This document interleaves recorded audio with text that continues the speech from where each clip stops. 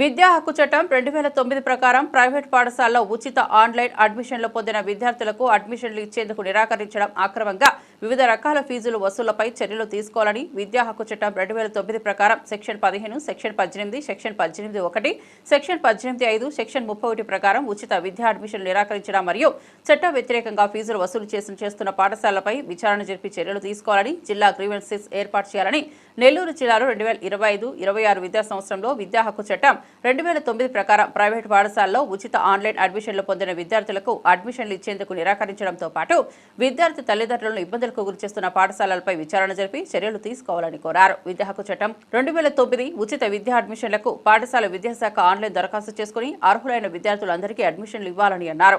చట్ట వ్యతిరేకంగా అడ్మిషన్ల ఫీజులు, పాఠ్య పుస్తకాల ఫీజు, యూనిఫామ్ తదితర ఫీజులు చెల్లించమని ఒత్తిడి చేసి ఫీజులు వసూలు చేశారు. విద్యార్థి తల్లిదండ్రుల నుంచి వసూలు చేసిన మొత్తం తిరిగి ఇప్పించాలని కోరారు. 2022, 23, 24, 25 విద్యా సంవత్సరంలో అడ్మిషన్లు పొందిన విద్యార్థి తల్లిదండ్రులను ఫీజులు చెల్లించాలని, పాఠశాలలో కొనసాగించమని వేధింపులు గురి చేయడం మరియు నిర్బంధంగా ఫీజులు వసూలు చేయడంపై ప్రైవేట్ పాఠశాల యాజమాన్యాలపై విచారణ జరిపి చర్యలు తీసుకోవాలని విద్యా హక్కు చట్టం 2009 అమలులో నిర్లక్ష్యంగా వ్యవహరిస్తూ ఫిర్యాదులు కూడా స్వీకరించిన జిల్లా మండల విద్యాశాఖ అధికారులపై విచారణ జరిపి చర్యలు తీసుకోవాలని అన్నారు. ఈ అమ్మాయి శ్రీ చైతన్యాలో సీట్ వచ్చింది ఆ పాపకి ఒకటో క్లాస్, ఫస్ట్ క్లాస్. అమ్మాయి అంటే రెండో క్లాస్కి పోవాలి. రెండో క్లాస్ కాబట్టి అమ్మాయికి ఫస్ట్ క్లాస్ ఫ్రీగా చదివింది, రెండో క్లాస్ ఫ్రీగా చదవాలి కాబట్టి అది వస్తే అది కూడా వాళ్ళు మబ్బి పెట్టారు. మబ్బి పెడుతుంటే వాళ్ళు కొంచెం గట్టిగా ఫైట్ చేస్తే వాళ్ళకి ఇచ్చేశారు. వాళ్ళకి ఈ అమ్మాయి ఒకటో క్లాస్ ఇప్పుడు ఫస్ట్గా జాయిన్ అవుతుంది అమ్మాయి. అలాంటి అమ్మాయిని చాలా ఇబ్బందులు పెడుతున్నారు శ్రీ చైతన్య స్కూల్ వాళ్ళు. రామ్జీనగర్లో స్కూలే లేదు, ఆ స్కూల్ అలర్ట్ అయినట్టు ఇచ్చారు. అక్కడికి పోతే స్కూల్ లేదండి, ఇక్కడ మీరు ఇంకొక దగ్గరికి వెళ్ళండి అని చెప్తే అక్కడికి పోతే అమ్మ అక్కడే వచ్చింది మీకు స్కూలు, కానీ ఆర్టీఐ యాక్ట్ 2009లో ఇచ్చింది, ఎక్కడైనా ఇవ్వచ్చు. ఈ స్కూల్ అని ఆ స్కూల్ అని ఏం దానికి సంబంధం లేదు. ఏ స్కూల్ అయినా కానీ వాళ్ళు సీట్ ఇవ్వచ్చు ఫ్రీగా. ఈ అమ్మాయి కాదు, చాలామంది ఇట్లా రాష్ట్రంలో అందరూ ఇబ్బందులు పడుతున్నారు, చాలామంది ఇబ్బంది పడుతున్నారు.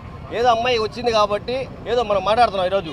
చాలామంది కూడా స్పందించాలి. తల్లిదండ్రులు ఏంటంటే మనకి ప్రతి ఒక్క ప్రైవేట్ స్కూల్లో 25%, 100కి 25% ప్రతి ప్రైవేట్ స్కూల్లో విద్యా హక్కు చట్టం కింద వాళ్ళు ఫ్రీగా చదివించాలి. అది ఫస్ట్ ఇచ్చిన వాళ్ళ నామ్స్ ప్రకారం ఏంటంటే గవర్నమెంట్ ప్రైవేటీకరణ చేసినప్పుడు వాళ్ళు ఇచ్చినటువంటి హామీలు అవి ఎవరు ఉపయోగించుకుంటున్నారో, ఎవరు ఉపయోగించుకోవటం లేదో ఎవరికి తెలియటం లేదు. అదొక బోర్డు పట్టికి వేయాలి స్కూల్లో. మేము ఈ సంవత్సరం 25 మందికి 100కి 25 మందికి ఇచ్చాము అని చెప్పేసి వాళ్ళు చూపించాలా. ఎక్కడా చూపించకపోగా వాళ్ళు భయభ్రాంతికి గురి చేస్తున్నారు. ఈ డిఓ అయితేనేవి, ఎంఈఓ అయితేనేవి ఎక్కడ పనే చేయడం లేదు. వాళ్ళకి పోతే అర్జీ కూడా తీసుకోవాలి. మాకు కాదు ఇవ్వాల్సింది పైన వాళ్ళకి ఇవ్వాలా అని చెప్పి అమ్మాయిని చాలా వేధించారు, మానసికంగా అమ్మాయిని ఇబ్బంది పెట్టారు. డిఓ ఈరోజు కూడా ఫోన్ చేశాడు అమ్మాయికి.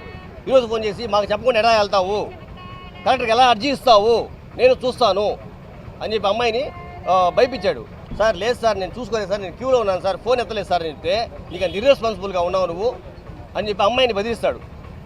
అలాంటి పరిస్థితుల్లో మనం చాలా దారుణంగా పరిస్థితుల్లో ఈరోజు పిల్లకాయని చదివించుకుంటా ఉన్నాం. ప్రతిదీ విద్య అంటేనే వ్యాపారం. ఫస్ట్ వ్యాపారం ఏదైనా ఉందంటే భారతదేశంలో, అది కూడా ఆంధ్రప్రదేశ్లో విద్య వ్యాపారం, ఇంక దీన్ని మించిన వ్యాపారం లేదు అని డిసైడ్ చేసేశారు. ఏ వ్యాపారం చేసినా డబ్బులు రావు, ఉచితంగా డబ్బులు ఇచ్చేది విద్యలో. అది నేర్చుకున్నారు. వీళ్ళంతా చదివిన స్కూళ్ళన్నీ ఉచితమైన స్కూళ్ళే. నారాయణ గారు కానీ, కొండారెడ్డి గారు కానీ, ఏ స్కూల్ అయినా కానీ పెద్ద పెద్ద స్కూళ్ళు చదివినంతా ఉచితంగా చదివారు. ఉచితంగా చదివి దాన్ని చూసుకున్నారు.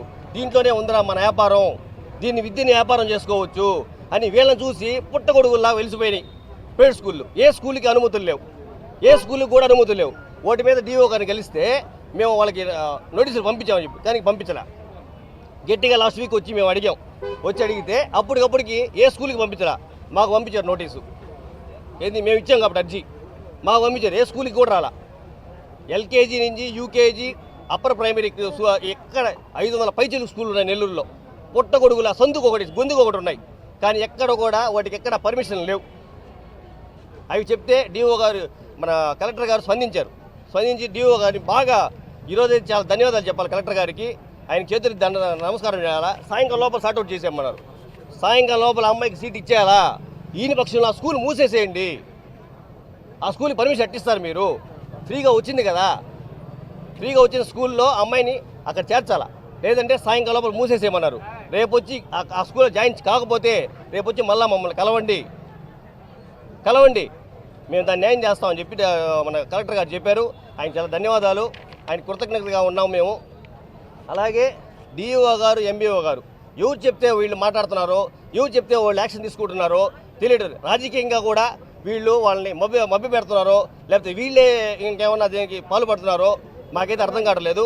ఆ డిఓ గారిని, ఎంఈఓ గారిని కఠినంగా శిక్షించాలి. ఈ ఫ్రీ సీట్లు ఏదైతే ఇచ్చారో ప్రతి ఒక్కరిని గమనించి వాళ్ళు తీసుకొచ్చి చేర్పించాల్సిన బాధ్యత డిఓ గారి మీద ఉంది అని విన్నవించుకుంటున్నాం.